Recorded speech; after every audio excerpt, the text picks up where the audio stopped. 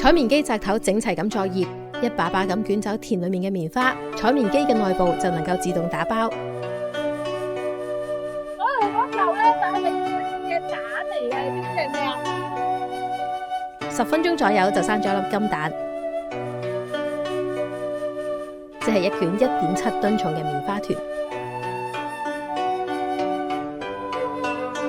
咁我哋頭先咧就上咗呢一架採棉機啦，亦都係當地人俗稱嘅下蛋機上面咧，係感受到個效率有幾高啊！因為你可以睇我哋背後呢一嚿咧，呢度嘅蛋啦，1.7噸嘅棉花咧，只需要幾分鐘咧就採集完成啦，真係要親身嚟到咧先可以體驗到噶。相信嚟過呢度就會見證到現代化農業為呢度嘅人民帶嚟翻天覆地嘅變化。樂於為生活而奮鬥嘅棉農叫田裏面嘅棉花團做金蛋，